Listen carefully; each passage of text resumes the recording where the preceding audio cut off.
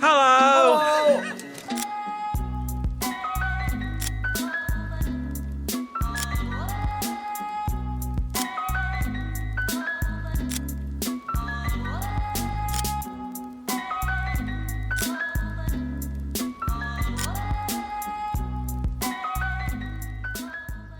So another monumentous day today. Windows are going in. So we'll get a bit of footage today of us fitting the doors. Hope you enjoyed today's footage.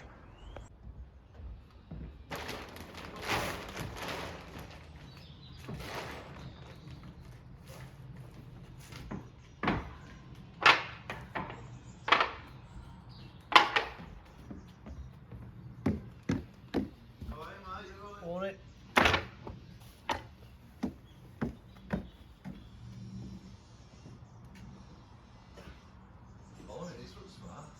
Doesn't he? This looks smart.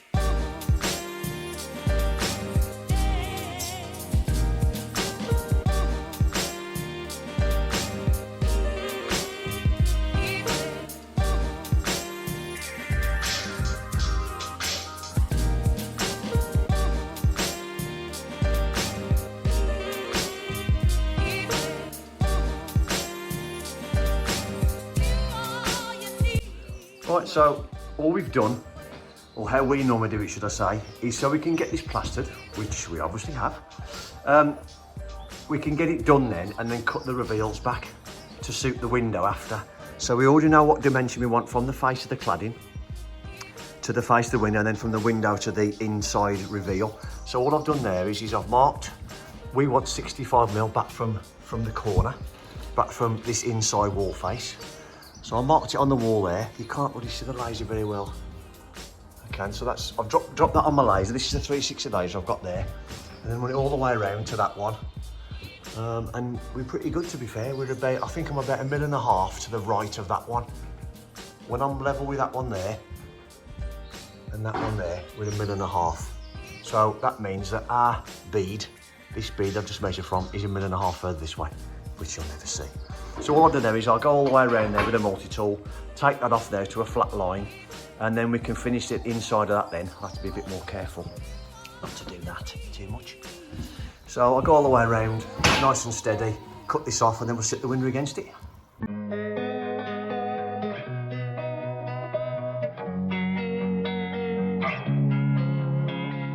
Losing time, I'm fading fast. I just wanna make it last. Try to let go of the past. I close my eyes, embrace the blast. Sleepless nights and headaches stack. Restlessness to hell and back. What's my purpose? What do I grab? A slippery surface, a heart attack.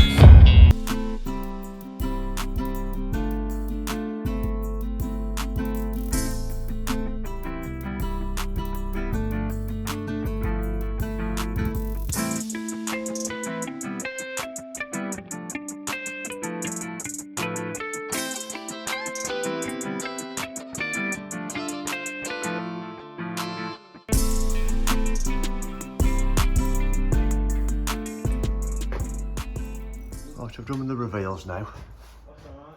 And what I will say is, future reference, I will not use Habito boards for the reveals again, because that stuff is so good, it's rock hard. Now, you won't understand it looking at what I'm showing you, but this is the stuff. You can't see any difference in it at all. Looks like normal plasterboard, but if you've already seen how little short we did and how strong it is, you can hold a lot of weight. And it is like trying to cut through a sheet of 18mm OSB with that. I've gone through 2 and a bit batteries and 1 blade, but I think the blade was because I cut this steel. That's what I think, trying to cut it off and cutting all the dab off, but yeah, so it's done now. So we can onward and upward, have a bit of a clean up, blow all the dust off, and get some stuff fitted.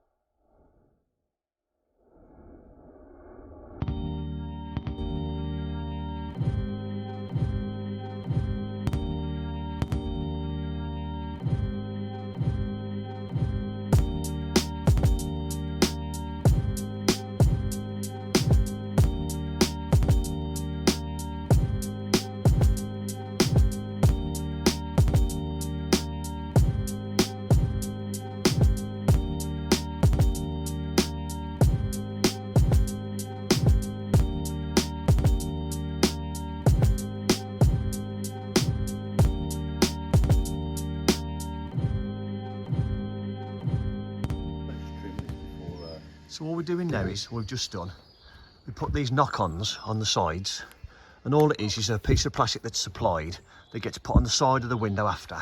And the reason we've done that is because what we didn't want to happen is when we make up these sides with the cedar and then put the return on, we didn't want to lose the width of the frame itself, because the frame's only 70 mils, yeah, 70 mil, aren't you?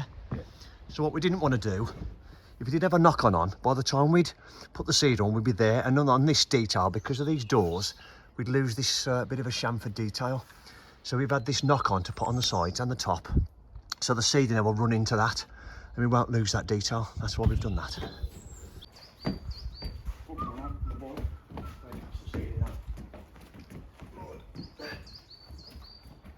Go bottom first.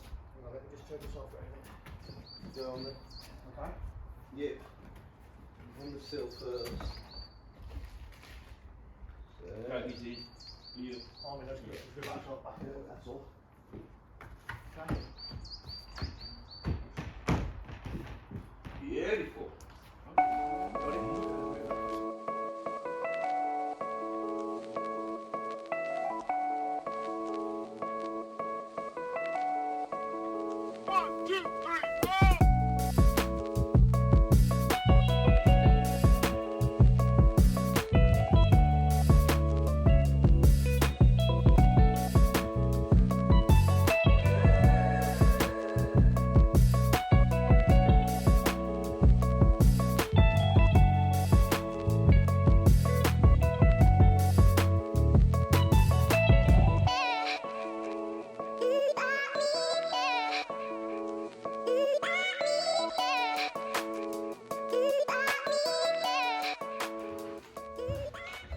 Just thought we'd stop for a quick tip. Just having a chat with the lads doing the windows for us, who we use all the time.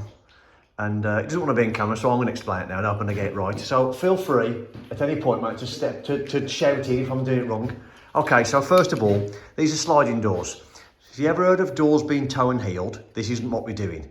This is just because we've got sliding doors.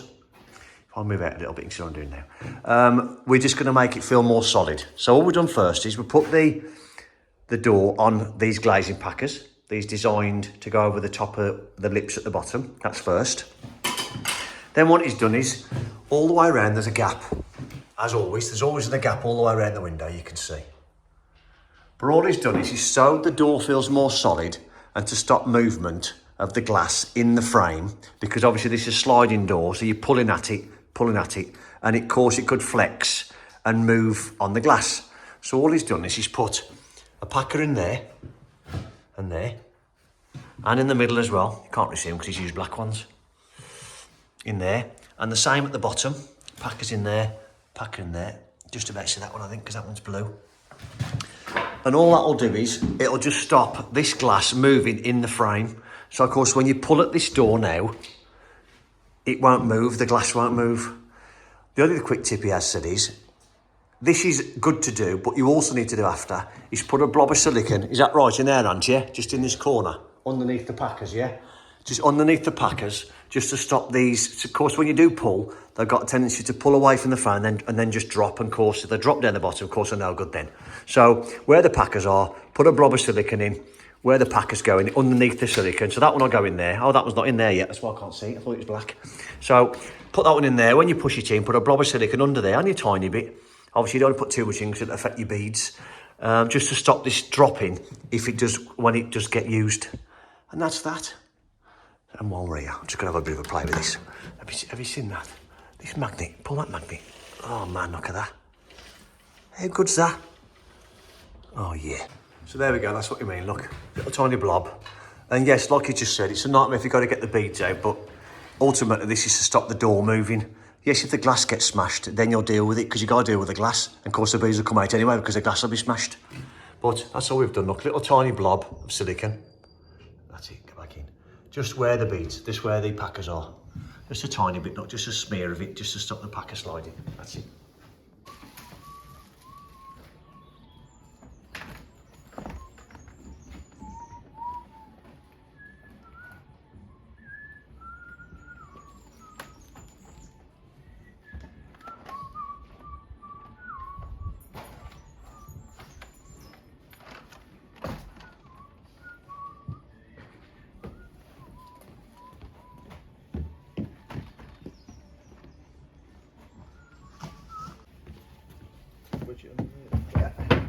need a block and...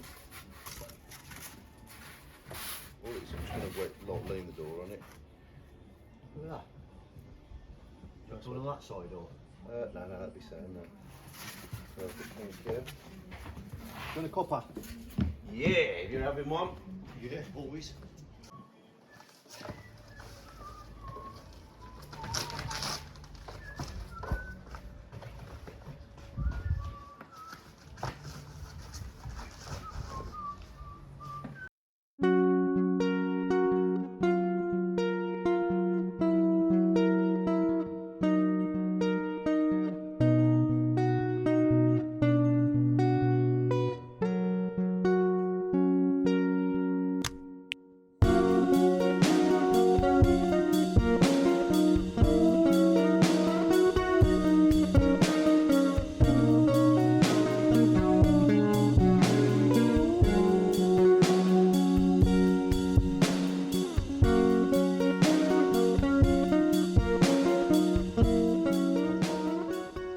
So you would have seen a lot on the time lapse there.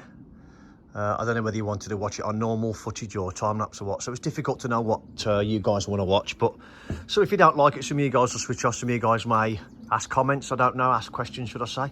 So let's wait and see. So first of all, you've got to make sure that your sill is level, obviously, because your doors sit on it. So if that's level and this is square, all this is square, which we know it is, because we put it in, it wasn't someone else, we put it in.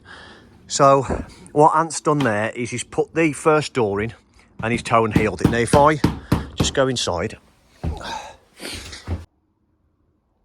so that's better than my camera's a bit dirty, I think. So what he's done is he's measured from the top of the bead, before the bead, to the door, and same this side, and then check that that is parallel. So of course, because the hinges are attached to that side, that's level, and that's attached to the sill, that's level, that then makes sure this door is square. So that is parallel now. Perfectly parallel.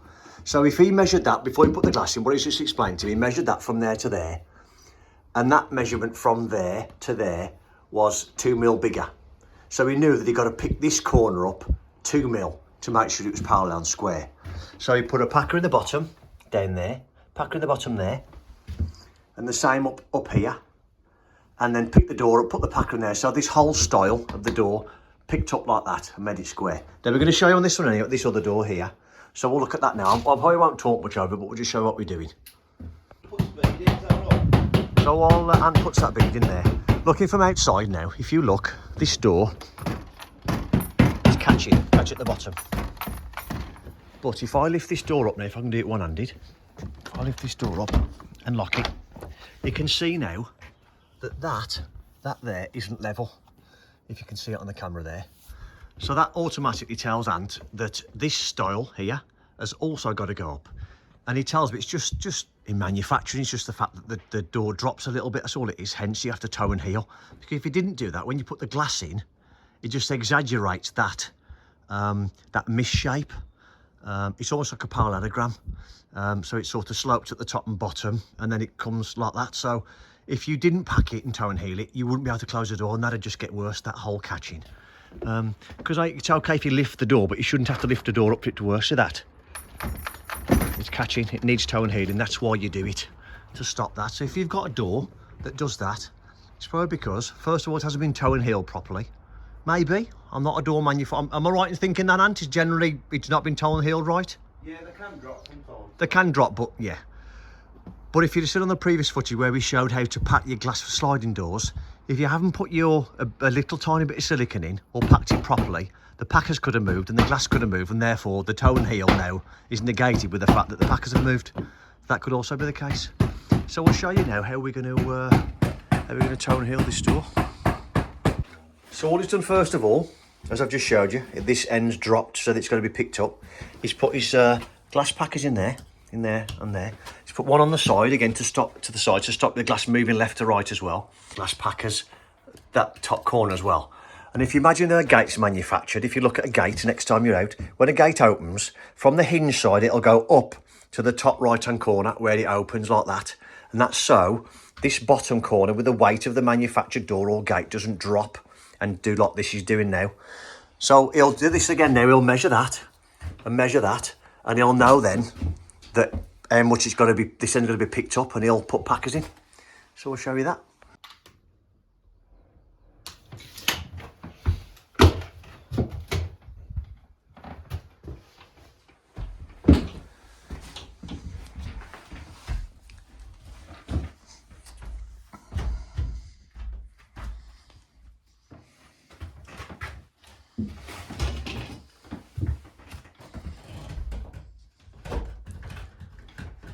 So what he's doing first is seating the glass on the glass packers.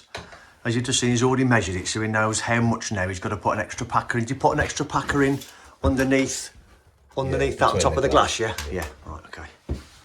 So now in between that glass packer, you can see there, just about, if I'm going a bit closer from that one, in between that and the top of the corner of the glass now, he'll put a packer in, the difference of what he's just measured. Is it much of a drop? 3 mil. 3 mil. Okay. So all I'll do now is you'll pick the door up or pick the glass end up and put a 3 mil packer in between that glass packer and the top of the glass. He's done now. It ended up being a 2 mil packer on the top there. It's because the door's so not quite narrow. You don't necessarily get. If it was a bigger door, this would lift up really easy. Because it's so narrow, it hasn't picked up much. So he's ended up getting a 2 mil packer in there, but he's then put a 3 mil packer in the side because you need to pack the top and side. So that's what he's done for now. So this was still catching a little bit, so he's actually put another 1 mil packer in there now. He managed to squeeze it up a little bit, so he's managed to put another 1 mil packer in the top because it was still catching the bottom. Also, as what he said, same as when we did the sliding door, he's put an extra packer in here just to stop this, any flex in the frame, is that right? Any flex in this when you're opening and closing your door, because obviously when you're ranking, it's not a word, is it? When you're yanking this up like that, you can start moving this. Of course, this glass will then flex. What you don't want is flex in this gap, which means it'll affect your keep then. So always going to put the mastic on now to stop these packers. And it's not always going to latch straight away. You may need to do some adjustment on your keep. You can't guarantee it's been put in. It may have been just put on just to hold it in transit. It's not necessarily been adjusted to suit the door properly. So there we go, bit of adjustment. And you can see now at the top, that's now level at the top. That line down there is nice and parallel, and it's not catching at all. That's lovely. So there you go. There's the patio doors in and fitted. So there we are then, end of the day. And this we've had is the glass, or one piece of glass in the bathroom. Doesn't fit, believe it or not. How can you get the glass wrong? Honestly, God, I don't know. So these garage doors all fitted. And this is satin obscured glass. So it's really nice. Lovely, that's all locked. What we've got to do now is just make up the inside now against the doors with a bit of OSB. I might make a little bit of OSB architrave maybe, just to make that look a bit nice, because that's stopping, as you know, as OSB, nothing, no finish. And these are our double sliding doors. So, just like that. Create ourselves a really big opening. That looks nice and tidy. In these, what you've got, if I try and hold it away, is you've got a magnet in a track. Goes this little track there with a stopper, and you just lift this magnet up like that to close the windows. So you just push it up, it runs in this track, and there's a magnet in this black bit that you can see there. And on this one on the left, you just move it to plank it off. That's good. That's why we had to wait so long for the glass, because the blinds come in the glass. So like I say, just a little stopper there. You can just about see there, and that just comes down, stops against it. That's it. And it holds up nice and tidy. So there we go. Little windows in. What we got to do outside now is put a bit of trim in. But yeah, piece of glass. 60 mil, too big height, believe it or not. Which is such a shame, I have to wait so long. So what we got to do is obviously rig his tile into that now, into the window. Look quite nice. At least now we can crack on with this, but we'll be away from here for a while now because we've got to crack on with hardboard. The occupiers are going away for 2 weeks, so we will take over the house and rip all the floors out and get ready for concreting before we start the underfloor heating. So there we are. As always, thank you very much for watching. Don't forget to hit that like button and the notification bell. Ready for the next episode, which will be putting the floor down, finishing the second fix in the bathroom, architraves, doors, finishing off.